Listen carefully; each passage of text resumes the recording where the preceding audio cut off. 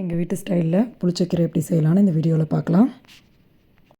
தேவையான பொருள்: ஒரு கட்டு பூண்டு உரித்து வச்சுக்கணும், ஒரு பெரிய சைஸ் வெங்காயம் மீடியம் சைஸில் கட் பண்ணிக்கலாம், ஜீரகம் கொஞ்சம், மல்லி கொஞ்சம், கருவேப்பிலை, கொத்தமல்லி, அப்புறம் 5லேருந்து 6 பச்சை மிளகா. அது கூட புளிச்சக்கீரை வாஷ் பண்ணி எடுத்துக்கலாம். நான் ஒரு பாதி கட்டு அளவுக்கு புளிச்சக்கீரை எடுத்திருக்கேன். வானல் நல்லா காஞ்சதும் 2 ஸ்பூன் அளவுக்கு எண்ணெய் ஊற்றிக்கலாம்.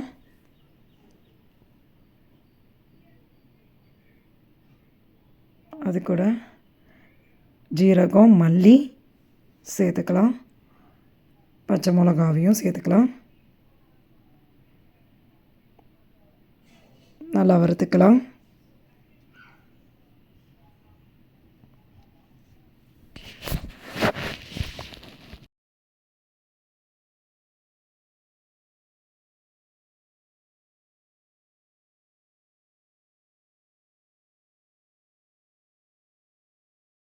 நல்லா வறுப்பட்டதும் கருவேப்பிலை, கொத்தமல்லி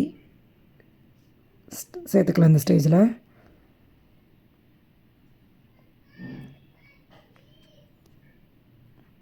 நல்லா வறுத்துக்கணும். அது கூட நம்ம உரித்து வச்ச ஒரு கட்டு பூண்டை சேர்த்துக்கலாம். நல்லா வதக்கிக்கணும். அடுத்து அதில் நம்ம மீடியம் சைஸாக கட் பண்ணி வச்சுருக்க வெங்காயத்தை சேர்த்து நல்லா வறுத்துக்கலாம்.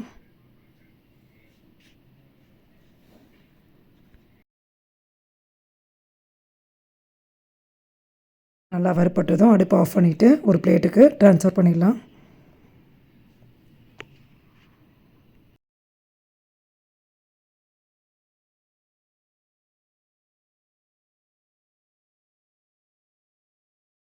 அடுத்து அதே வானலில் 1 ஸ்பூன் அளவுக்கு எண்ணெய் ஊற்றிக்கிட்டு புளிச்சக்கீரையை போட்டு நல்லா வதக்கிக்கலாம்.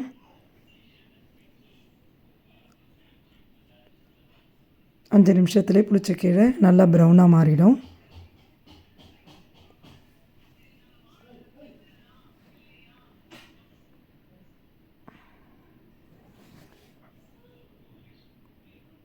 நல்லா இந்த ஸ்டேஜ் வந்ததும் அடுப்பை ஆஃப் பண்ணிவிட்டு அதையும் அந்த பிளேட்டில் மாற்றிடலாம்.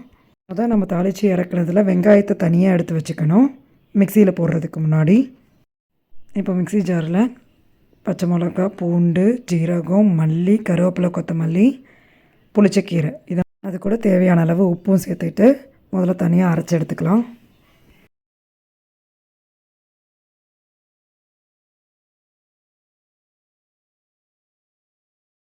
இந்த மாதிரி அரைச்சதும் அது கூட இப்போது வெங்காயம், வறுத்த வெங்காயத்தை ஆட் பண்ணி ஒன்றும் பாதியமாக அரைச்சிக்கணும்.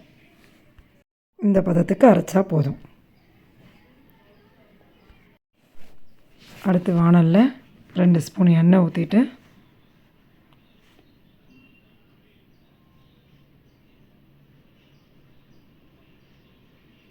அது கூட ஒரு ஸ்பூன் அளவுக்கு நல்லெண்ணெயும் சேர்த்துக்கலாம்.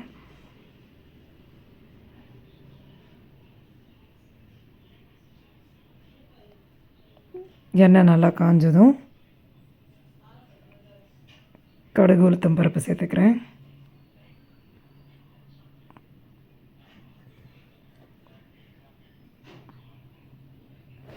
அது கூட ஒரு 1/4 ஸ்பூன் அளவுக்கு பெருங்காயத்தூள் சேர்த்துக்கிறேன்.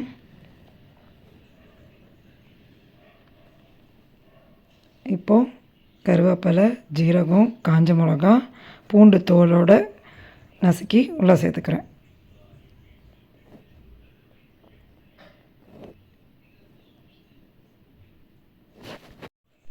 நல்லா வறுப்படணும்.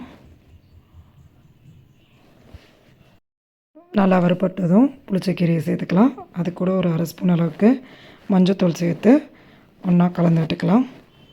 நல்லா எண்ணெய் பிரிஞ்சு வர அளவுக்கு வதக்கிக்கணும். அடுத்து அடுப்பு ஆஃப் பண்ணிவிட்டு ஒரு பவுலில் ட்ரான்ஸ்ஃபர் பண்ணிக்கலாம். சுவையான புளிச்சக்கீரை ரெடி.